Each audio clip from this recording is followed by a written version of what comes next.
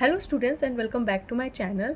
आज हम वीडियो में ये डिस्कस करेंगे कि एक्चुअल में साइकोलॉजिकल प्रैक्टिकल से आपसे क्या जनरली वाइवा क्वेश्चंस बनते हैं या क्या पूछे जाते हैं। ओके, हर एक चीज़ को थोड़ा सा डेप्थ वे में समझेंगे, ठीक है। और आपको पता होना चाहिए कि ये क्वेश्चंस अगर आते हैं तो आप उससे रिलेटेड कम से कम कुछ ना कुछ बोल के ज़रूर आइए, ओके, क्योंकि वो भी बहुत मैटर करता है। ओके, तो सबसे पहली बात आप ये देख रहे होंगे कि मैंने कुछ आपको टॉपिक्स लिखे हुए हैं, जैसे psychology, intelligence, personality test, achievement test, learning. Okay, ये जनरल टॉपिक्स हैं जो आपसे वाइवा में डायरेक्ट पूछे जाते हैं। ओके, क्योंकि साइकोलॉजी, सबसे पहली बात आपको तो पता होना चाहिए कि साइकोलॉजी होती क्या है, क्यों इसको एजुकेशन में लाया गया है, ठीक है।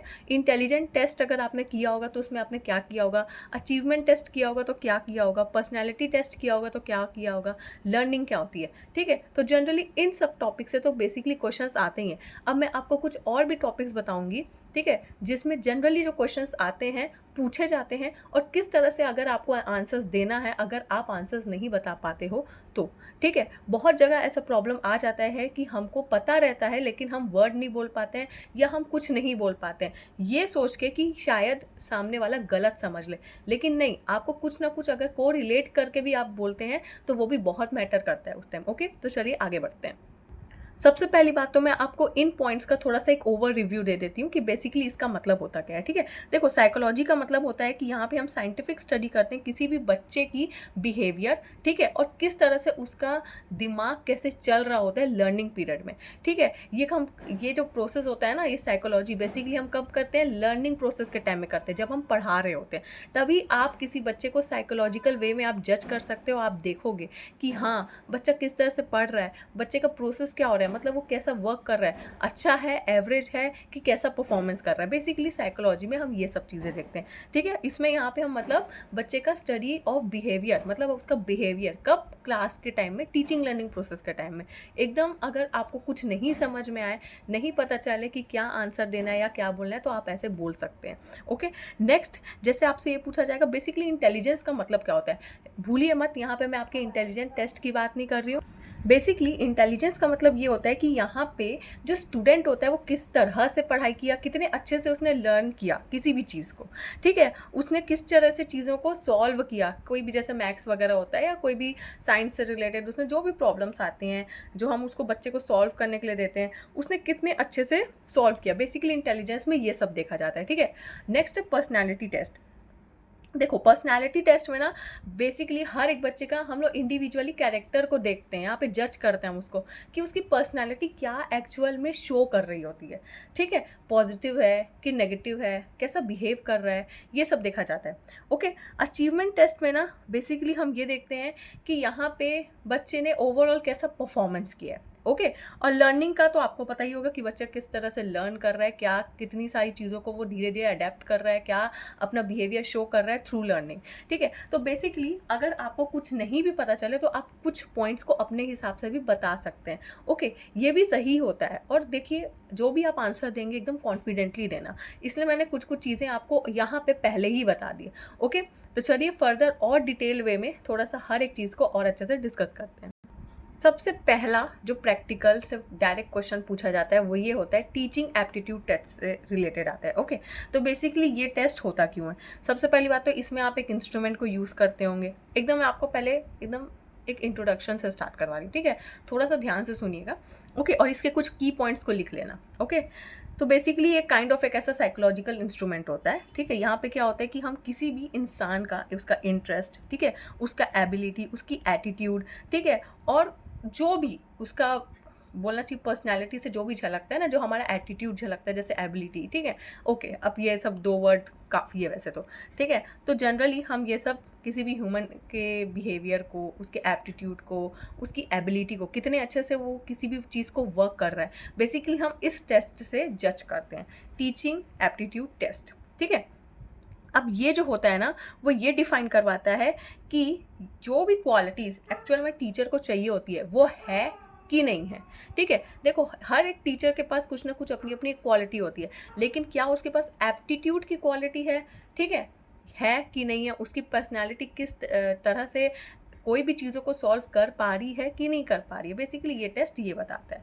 ओके, एप्टीट्यूड टेस्ट इसलिए इसको बोला गया है। ओके यहाँ पे ये होता है कि हम टीचिंग रिलेटेड जो भी एबिलिटीज़ रिक्वायर होती है ना टीचिंग के टाइम में, बेसिकली हम क्या करते हैं उसको हम बोलना चाहिए टीचर को हम अगर ये टेस्ट करवाते हैं तो यहाँ से हम टीचर की एबिलिटी को जज कर सकते हैं, ठीक है, कि यस उसकी ओवरऑल पर्सनैलिटी क्या एक्चुअल में बोलती है। देखो मैं बार बार आपको पर्सनैलिटी वर्ड क्यों बोल रही हूँ, अगर ये सवाल आता है कि आपने पर्सनैलिटी वर्ड ही क्यों बोला, क्या ये सही है, तो आप ये बोल सकते हो कि मैम पर्सनैलिटी जो होती है वो टीचर की एक बहुत ही इंपॉर्टेंट चीज़ होती है, क्योंकि पर्सनैलिटी ही एक ऐसी चीज़ है जो एटीट्यूड और एप्टीट्यूड को दोनों को डिस्क्राइब करती है, ठीक है। पर्सनैलिटी उसकी अगर प्रॉब्लम सॉल्विंग भी रहती है तो येस उसका वर्क एंड ब्रेन दोनों क्या होता है उसी वे में होता है, इसी को बोला जाता है टीचिंग एप्टीट्यूड टेस्ट। यहाँ पे आपका ना यही नहीं देखा जाता कि आपका मेंटल वर्क कितना हो रहा है, यहाँ पे आपकी बॉडी पर्सनैलिटी भी किस तरह से एक्चुअल में शो कर रही है, ठीक है, कि आप अगर किसी प्रॉब्लम सॉल्विंग वे को कितने अच्छे से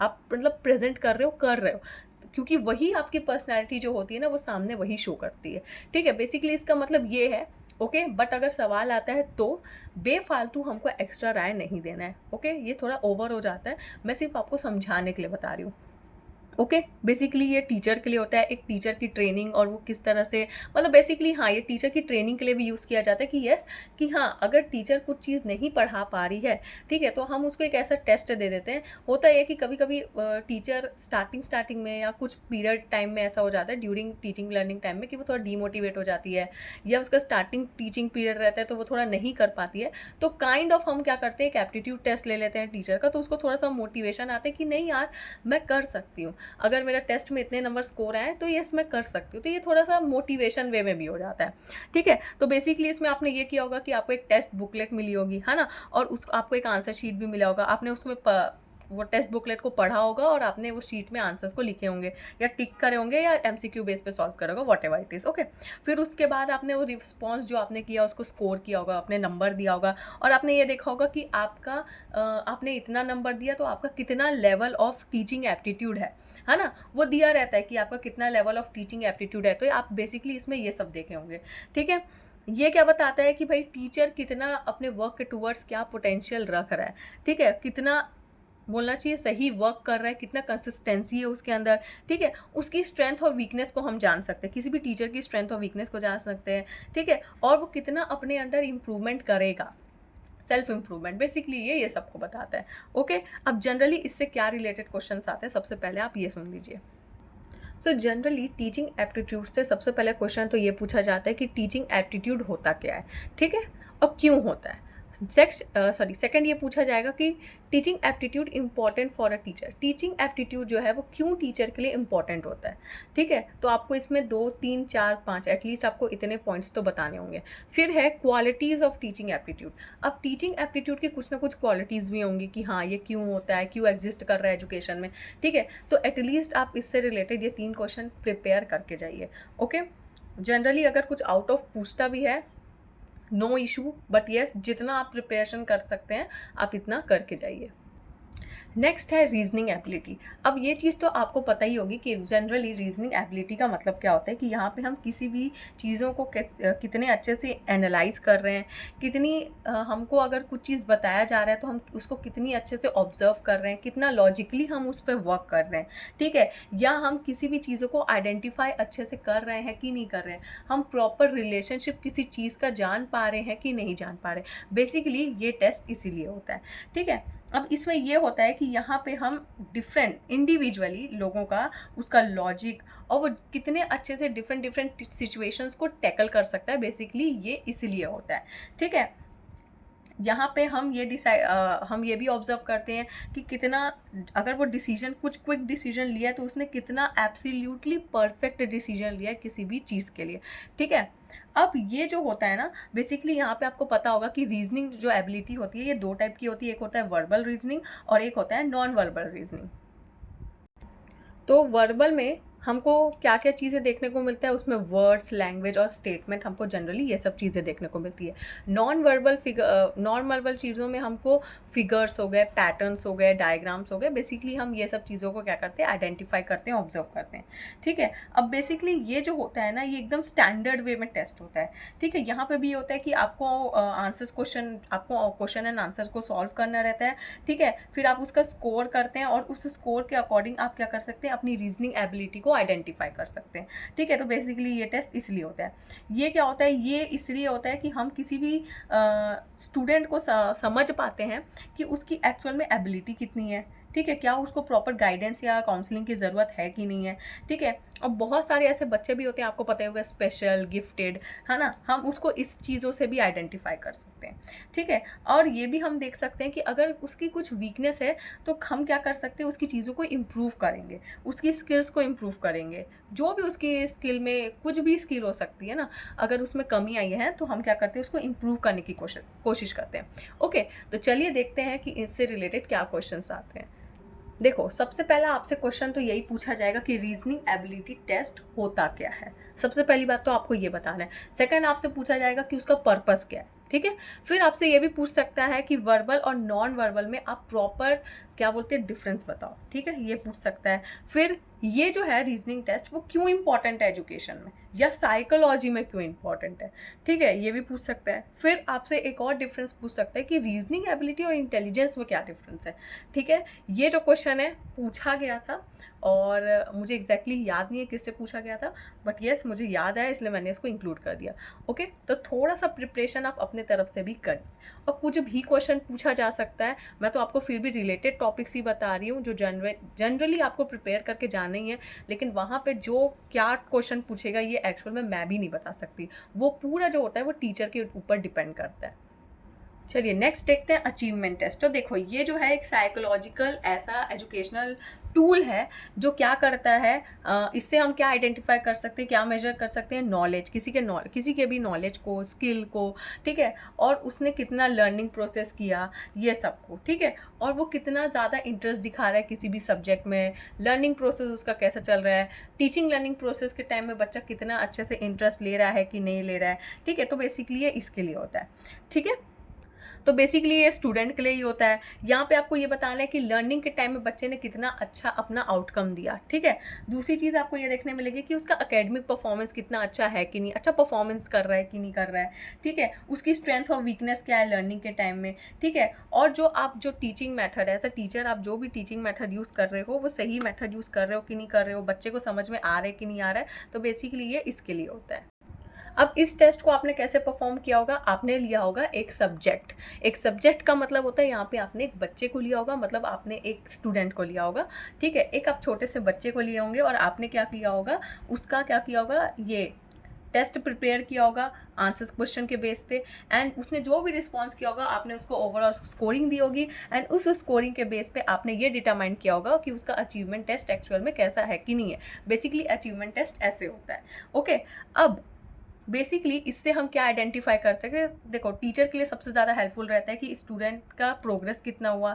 ठीक है, और उसको और इम्प्रूवमेंट की ज़रूरत है कि नहीं है। ठीक है, उसका इंस्टेंट फीडबैक हमको देखने को मिलता है, उसकी लर्निंग अच्छे से हो रही है कि नहीं हो रही है। ठीक है, हम उसको कौन सा और प्रॉपर गाइडेंस करें कि जिससे वो क्या हो, इम्प्रूवमेंट करे।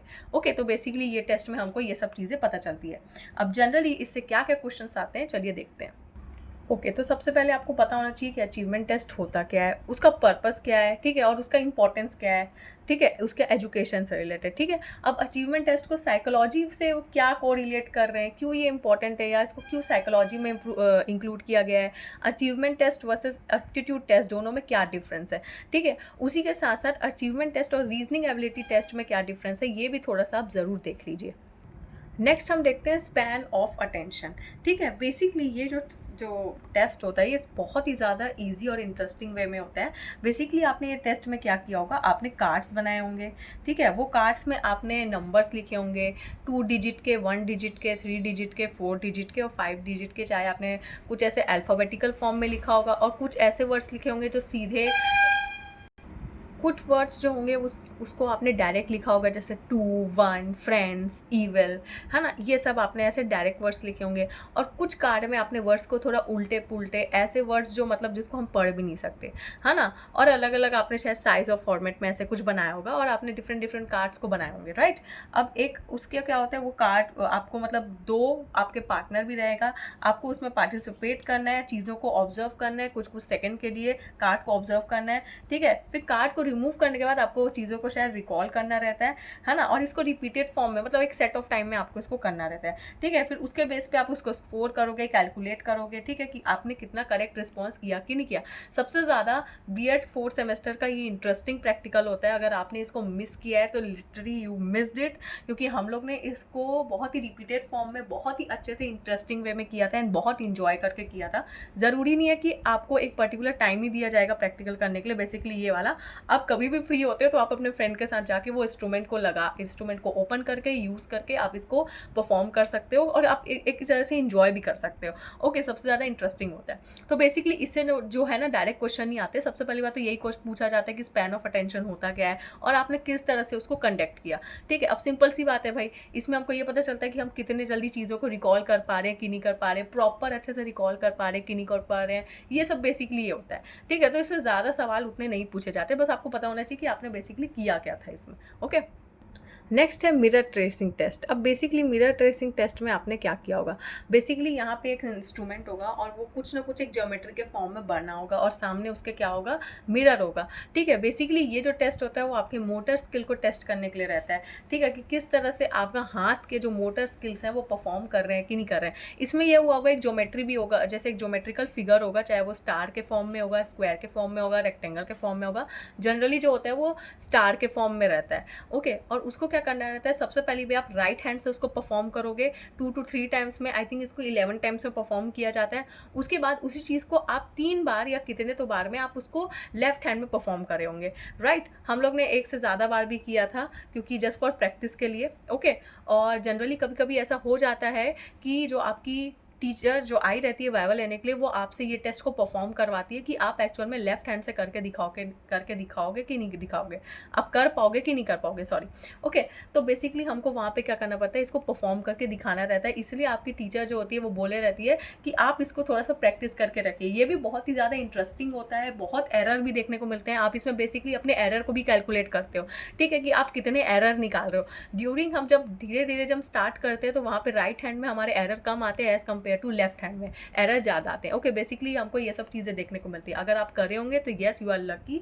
ये भी बहुत इंटरेस्टिंग प्रैक्टिकल था, क्योंकि ओके। अब इसमें हमको जनरली जो क्वेश्चन पूछे जाते हैं वो ये हो जाते हैं कि बेसिकली ये जो होता है मिरर ट्रेसिंग टेस्ट क्या होता है, आपको ये पता होना चाहिए, ठीक है। इसका क्या आउटकम होता है। अब देखो, मैं राइट हैंड से भी परफॉर्म कर रही हूँ, मैंने टेस्ट को किया, लेफ्ट हैंड से भी कर रही हूँ, तो बेसिकली हम क्यों करते हैं और अगर कर रहे हैं तो इसका क्या आउटकम देखने को मिलता है, ये पूछा जाता है। और जनरली हम इसको यूज़ कैसे करते हैं। अब देखो, वहाँ पे एक इंस्ट्रूमेंट दिया रहता है ना, उसके सामने मिरर रहता है और जो बीच में एल्यूमिनियम के कलर का या सिल्वर कलर का, ओके, आपको वहाँ पे ना एक ऐसे ज्योमेट्री का फिगर बना होगा, जनरली स्टार के फॉर्म में रहता है, ठीक है। और एक ऐसे नॉर्मल सा पेन रहता है, ओके। वो पेन का एक्चुअल में नाम क्या है, वो स्टूडेंट का नाम याद आ रहा है, मुझे प्रॉपर्ली याद नहीं आ रहा है, मैं आपको जस्ट अभी रिकॉल करके बताती हूँ। पहले मैं आपको ये बता देती हूँ, ओके। तो बेसिकली होता है कि आपको उस ज्योमेट्री को पहले राइट हैंड के वे में एक उसमें लाइन बनी रहती है एक ज्योमेट्री में, और आपको उसको उसके पाथ को फॉलो करना रहता है। सबसे पहली बार क्लॉकवाइज, फिर एक होता है एंटी क्लॉकवाइज, ठीक है। तो बेसिकली इसी के लिए होता है। और आप इसमें ये देखते हो कि आपके किस तरह से मोटर स्किल जो होते हैं वो कितना एरर दे रहे हैं, और अगर एरर दे भी रहे हैं तो वो एरर कम हो रहे हैं कि नहीं हो रहे हैं, ठीक है। राइट हैंड से अगर आपका ज़्यादा कम एरर आ रहा है, ठीक है, और लेफ्ट हैंड से आपके ज़्यादा एरर आ रहे हैं, तो प्रैक्टिस करने के बाद क्या वो एरर कम हुए, ये बेसिकली हम इसमें ये सब टेस्ट करते हैं, ओके। मुझे बेसिकली इस इंस्ट्रूमेंट का प्रॉपरली नाम नहीं याद आ रहा है, शायद इसको मिरर ट्रेसिंग एपरेटस बोलते हैं या मिरर ड्राइंग टेस्ट या क्या तो बोलते हैं, मुझे प्रॉपर्ली याद नहीं है, I am really sorry for that, okay. तो बेसिकली ये सब पूछा जाता है, ओके। और ज़्यादा कुछ क्वेश्चंस आपसे नहीं आएंगे, जो जो आपने परफॉर्म किया हुआ है, मैं आपको रिपीटेड फॉर्म में बोल रही हूँ कि जो प्रैक्टिकल आपने करा है, जो प्रैक्टिकल आपको दिया गया होगा, आप उसको बहुत अच्छे से पढ़िए। और साथ ही साथ जो एक्स्ट्रा प्रैक्टिकल्स हैं आपको ये पता होना चाहिए कि उनका बेसिकली क्या होता है, कैसे कंडक्ट होता है, क्यों होता है, साइकोलॉजी में क्यों है, ओके, एजुकेशन में क्या रोल प्ले कर रहा होता है, टीचिंग लर्निंग के टाइम में पर्टिकुलर अगर उसका कुछ रिलेटेड है, क्यों रिलेटेड है, है बेसिकली क्या डिफरेंस है दूसरे टेस्ट से, अगर हम एक कंपैरिजन भी करते हैं तो बेसिकली आपको जनरली यही सब पढ़ के जाना है। आपने 5 से 6 या 7 8 जितने भी आपने प्रैक्टिकल लिखे होंगे अच्छे से गो थ्रू करिए, पढ़िए, ठीक है। एंड बिल्कुल best of luck for your teaching, for your viva, okay, चाहे वो टीचिंग वाइवा से हो चाहे वो आपका साइकोलॉजिकल प्रैक्टिकल से हो, okay. And yes, do like, share, comment and subscribe to my channel and wait for the next video.